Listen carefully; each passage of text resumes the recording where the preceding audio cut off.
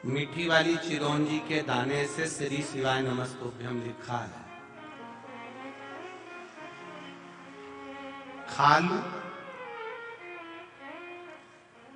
अब इसको लिखा है तो फिर इसको करना क्या है? बाद में निकाल के। मेरा नाम कलावती अंबलगे, मैं महाराष्ट्र जिला बीड़ अंबाजोगाई की रहने वाली हूँ। कहीं बैठी हो तो हाथ हिलाइएगा, आप ही दोनों हाथ एक बार। श्री शिवाय नमस्तुभ्यम। भोले की कृपा का क्या बखान करूं गुरुदेव।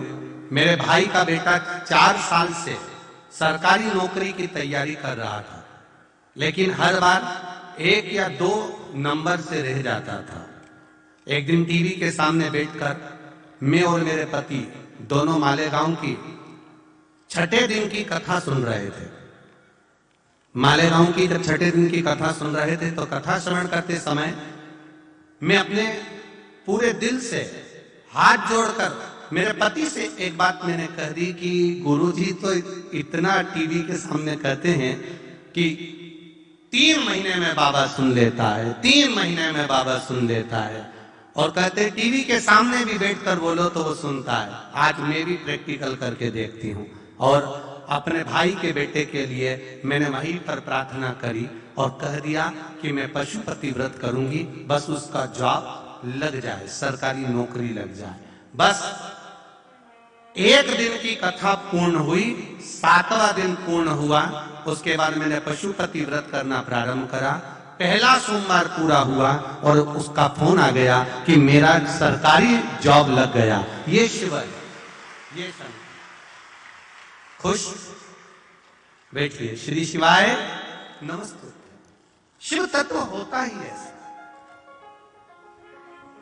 भगवान शंकर की करुणा, आप क्या देगा वो?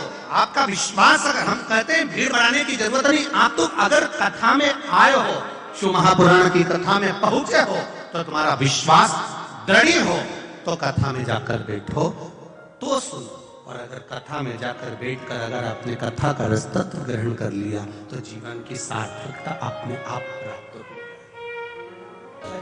या फिर कहीं रुपया पैसा अटक गया हो, नहीं निकल रहा हो, किसी व्यक्ति से कोई काम करवाना है, वो काम नहीं कर रहा, कोई फाइल आगे नहीं बढ़ रही है, कोई कार्य अटक रहा है, तो एक जल के पात्र में जल भरकर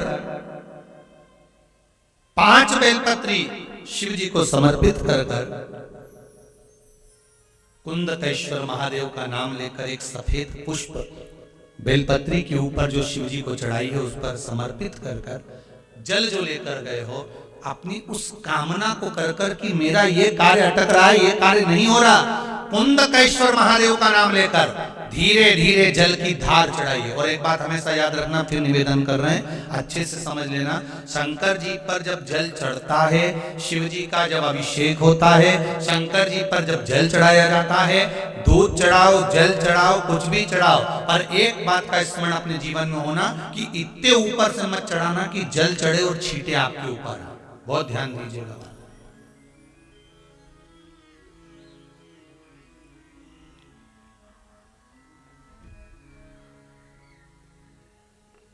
यहां तक वर्णन करा गया है कि शंकर जी का जल चढ़ा हुआ जहां से बहकर जाता है ना, उसको लांगा तक नहीं जाता। यहाँ लांगते हैं क्या? नहीं ना, परिक्रमा भी करेंगे वहीं से लौट कर वापिस इधर जाएंगे। शिव जी का जहां से जल बहकर जा रहा हो, चढ़ा हुआ जल जहां से बहकर जा रहा हो, उसको लांगा तक नहीं जाता। और कई लोग बड़े बड़े आनंद में शंकर जी पे इतनी ऊपर से जल चढ़ाएंगे तो वो छींटे पूरे अपने ऊपर आना चाहिए, शरीर पर आना चाहिए। नहीं, उसका दोष है हमारा, उसका दोष।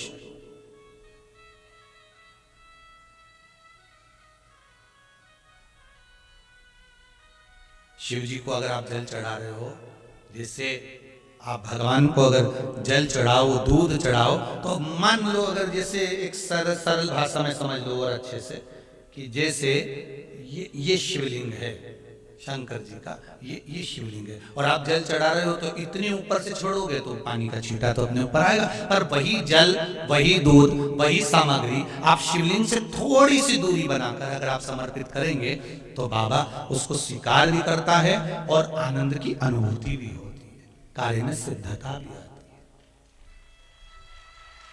कार्य में उसकी सिद्धता भी। तुम तो ऊपर से छोड़ रहे हो जैसे वो पानी तुम्हारे ऊपर ही आए, तो वो एक अलग प्रसंग है, वो एक अलग विषय। बहुत ध्यान देना महाराज, भगवान को कभी भी कोई भी सामग्री, जैसे भगवान के मंदिर में अगर फूल चढ़ाने जा रहे हो, भगवान के मंदिर में अगर पुष्प समर्पित करने जा रहे हो, तो फूल का मुख अपनी ओर नहीं होना चाहिए। फूल का मुख कहां पर होना चाहिए? जम के बोलो जरा, भगवान की हो। व्यापार व्यवसाय नहीं चल रहा हो, नौकरी सर्विस नहीं मिल रही हो, बहुत तकलीफ हो, 7 बेलपत्री केसर को घिसकर चंदन बनाकर बेलपत्री पर बीच वाली पत्ती पर ओम लिखना है। दोनों पत्तियों पर भी एक आदिशक्ति जगदम्बा के नाम की केसर की बिंदी लगाना है, दूसरे में श्री गणेश रिद्धि सिद्धि के नाम की बिंदी लगाना है। शिव जी पर समर्पित करते जाना, शंकर को चढ़ाते जाओ। सोमवार की अष्टमी के दिन भगवान शंकर को बेलपत्र समर्पित जरूर करना चाहिए, वो भी शाम के समय पर।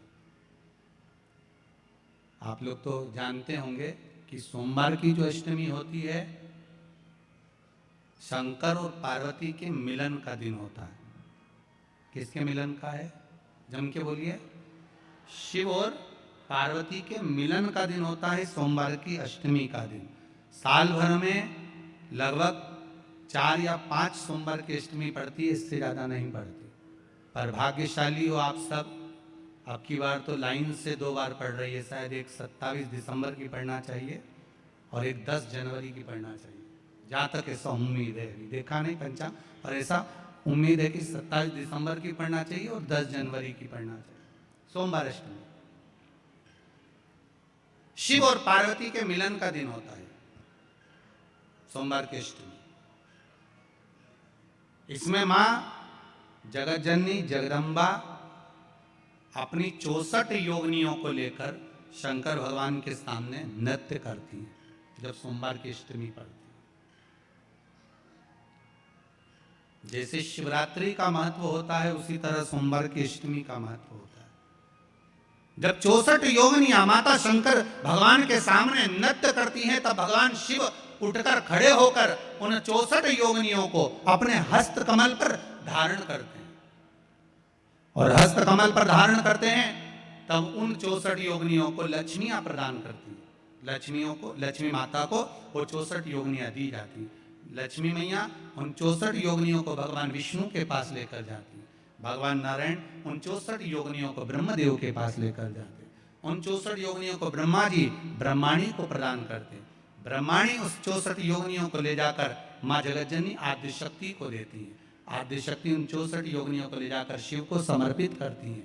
शंकर भगवान की कथा कहती है, सोमवार की अष्टमी पढ़ने वाले दिन अगर बेलपत्र पर केसर का भाग लगाकर, ओम लिखकर केसर का ही तिलक लगाकर माँ आदिशक्ति गणेश जी रिद्धि सिद्धि के नाम से 7 बेलपत्र शिव को समर्पित कर कर लाल वस्त्र में उसको बांधकर, जिसका व्यापार व्यवसाय या नौकरी सर्विस नहीं हो, बहुत कष्ट चल रहा हो, बहुत जिंदगी में दुख चल रहा हो, उसको 2-1 महीना रख कर देखो, बाबा लाइन लगा देगा आपकी संपदा की ओर, आपका हाथ पकड़ देगा।